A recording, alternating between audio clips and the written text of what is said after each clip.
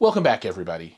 If you're a Klipsch lover and a Costco lover, well, today's show is for you. Now, as everybody knows, especially Klipsch fans, Klipsch has released some new soundbars. There's the 1200 and the 800. Now, what's new is that there is another new soundbar out there, the Cinema 700, and it's only available at Costco. Now, the secret here is that the 700 is the exact same model as the 800 with some minor cosmetic changes. So on the 800 on the left and right side, there's a silver plating. On the 700 series model, it's just black. So that's it. Everything else is exactly the same. I guess there's one other thing that's different though, is the price and the availability. So if you want to get this thing, you can get it from Costco and it only costs $650. That's right. Now this is the 3.1 system. You can buy the surround speakers just like for the 800 series 3.1 system and turn it into a 5.1, and it's got all the same features. I mean, it's the same thing. Now, is this a good unit to buy or not? Is this something that you want to have in your house? Well, let's jump into a review and I'll show you everything you need to know about this soundbar.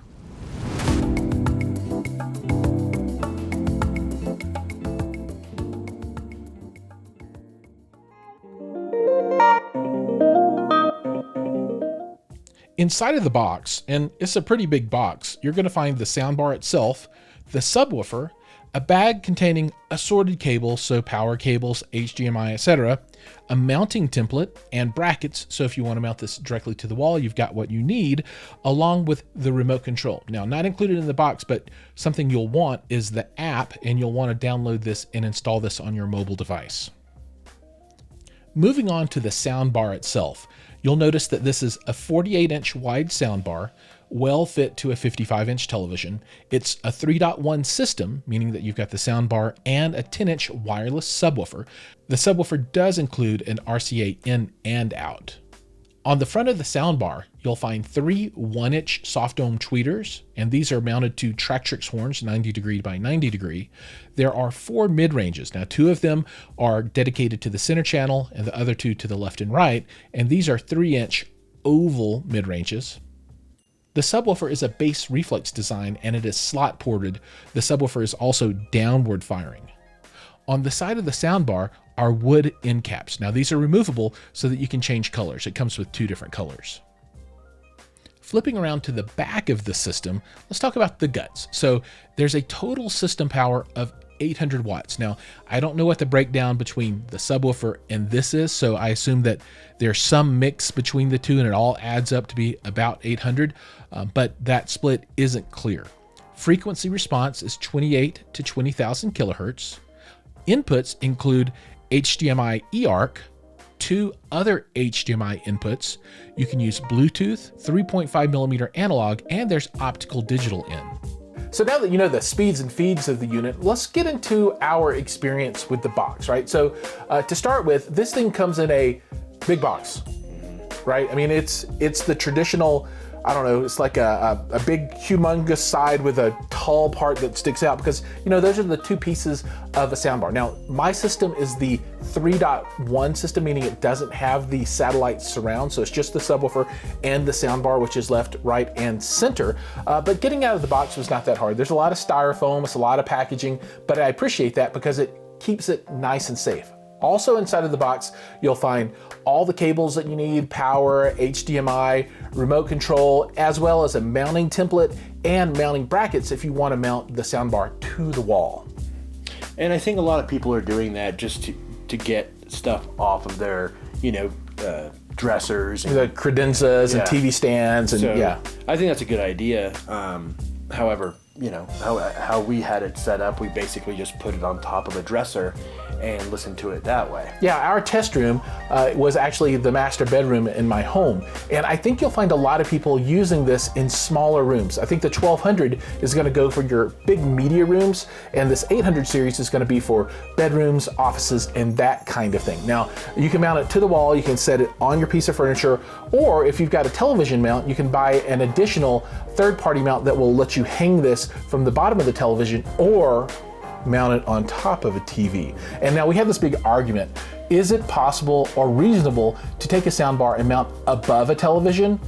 And Mike's firmly in the no camp, and I'm firmly in the, well, it depends. If you can't do it any other way, better than not doing it. In the comments below, please let us know. I say ear level, face level, right, kind of like a center channel situation.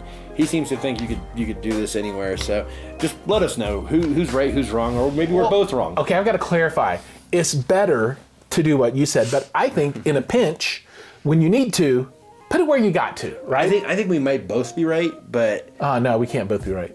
It happens on those blood moons. It happens. But, it does happen. Right off the bat, one thing that kind of caught my eye was those interchangeable end pieces. And this freaked me out because I was not expecting this at all. But when I opened up the packaging, there were these two pieces of what looked like wood, maybe it's real wood, I don't know. I think it is, with prongs. And I'm like, you obviously plug it into something, but I'm like, what is it for?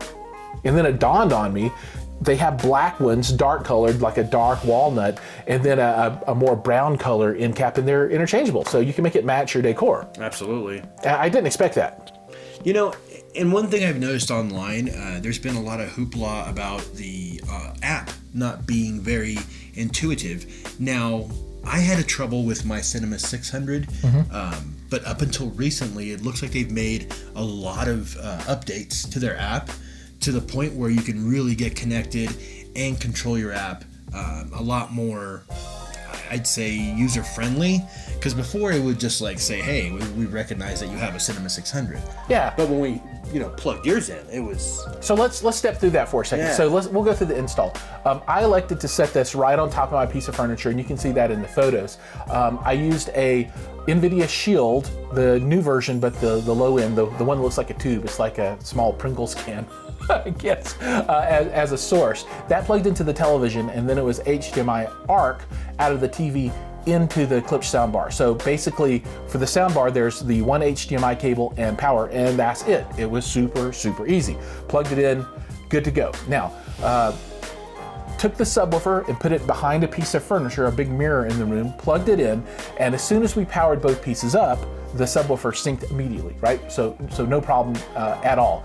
We also discovered that apparently there's some HDMI magic going on in the background because the remote control for the NVIDIA Shield did control the soundbar as well, which was kind of cool. Really? You discovered that immediately, that the remote for the soundbar controlled the Shield volume, but it doesn't have the left, right, up and down buttons to control the UI. So we grabbed the other remote and everything's functioning. So that CEC obviously is working on the back end. Now, as we started looking at the setup, it quickly dawned on me that, okay, I need to get this thing connected to Wi-Fi. Now, there's Ethernet, but I don't have a cable. So how do I connect the Wi-Fi? Now, if you have the little cool button on your router that you can push on both, you can automatically set it up that way, but I don't have that, right? So mine's more of an industrial, professional style of Wi-Fi that doesn't include what I consider to be more consumer-friendly features. So that led me to the app. Now, the experience that we've had in the past with the app is not super positive. It was all right, but I didn't know if that would help or not, so we decided to give it a shot. Well, it didn't bother me on the 600 because the features that you have on the 800 weren't relevant for the 600. Makes sense. So the 600 is just a basic sound bar. It does basic stuff. Doesn't, it sounds great, but it doesn't go above and beyond like the 800 does. I was really impressed with the fact that it's so interactive. I mean, right when you fired it up, you connected to your Wi-Fi and it was rocking and rolling. Yeah, so when I opened the app, I already had this installed, but I hadn't used it in a while. It pulled down an update, right? So it did an update, and then immediately, it went through the, can I use your Bluetooth? Can I use your network? I said, yes, yes. And then it said, oh, Cinema 800. So I immediately identified that device was there, and then stepped through the setup. It was really easy, and it was really cool. It allowed me to name the device whatever I would like to. It really made setting up Wi-Fi super easy, able to put my password in, connected immediately, stepped me through my connection to Amazon Alexa for voice control. So you can tell Alexa, God, I know she's listening, to play music through your soundbar, and it worked right out of the box. Now I had everything set up for Alexa already, but it's really nice that this feature integrates, and this is something that I had not researched and had not expected as part of the soundbar, but I use Alexa a lot in that room, asking about weather and that kind of stuff, and it'll be really nice to be able to just play music through the soundbar whenever I want to without having to turn on the television and get everything going from that point of view. You want to talk about the sound? What are you thinking? Yeah, so, after we got finished with the setup, subwoofer in the corner, wireless, one connection for power there. So 3 plugs all together to get this guy going, plus the Wi-Fi. And then we fired up the Shield and we played some television and some music through it. And I was pretty shocked, right? I mean, it sounds good. I did notice that the bass was a little hot for me to start with, and I'm like, how do I adjust this? And Mike's like, well, here you go, dummy, use the remote control. And he clicked it down -3, and that completely smoothed it out for what I prefer. I think there are probably folks out there that might turn it up even, that if you want more bass, but for me, I toned it down just a little bit. It sounded really good. Music was spacious. Now it's, you're working with a sound bar, so you can't really space your speakers out, but it did a pretty good job of building a sound stage. Obviously center channel was rocking and rolling. What do you think? Well, I think the bass in comparison to the 600 is almost identical. It came in a little hot for me too. Yeah. However, the 800 sounds way more dynamic than the 600. Okay. I felt like the sound was spread out a lot more, and I knew that's a feature that was coming with this unit, and a feature that's even more enhanced with the 1200. So that's why I'm really excited to test that out with you. So yeah, I thought it sounded fantastic. I thought we were listening to some electronic music, so yep. Obviously, electronic music really requires a lot of clarity and bass working harmoniously together. So provided that the bass was fantastic and the soundbar was dynamic, we had a great experience. I feel we had a great experience with it. Yeah, no, I rather enjoyed it myself. It was good. I do want to get the surround speakers and add to this so I can try 5.1. I think that will absolutely be next level. And I think when you're looking to purchase this, you should get the surround speakers. You should go for it, because I know that I'm going to miss them. And the price point on this, gosh, I think it's $899 for the 3.1 system.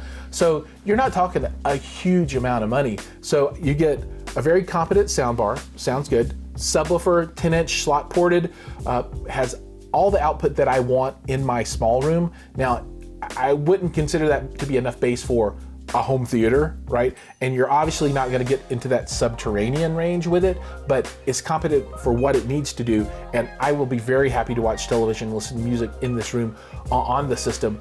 Yeah, I'm enjoying it. Bass isn't bad at all. Yeah. I thought bass was great. I've actually gotten to get pretty low with the 600, which is, they have similar subs. And I've also tried the surround speakers, and I would definitely recommend getting the surround speakers, because it just adds that level of impact when you're watching a movie or something. It really immerses you. It's a very immersive sound. So I'll definitely bring those over so you can test those out as well, or if they send you out some, however that worked out. But yeah, I thought it was great. I thought it was fantastic. I'm very impressed.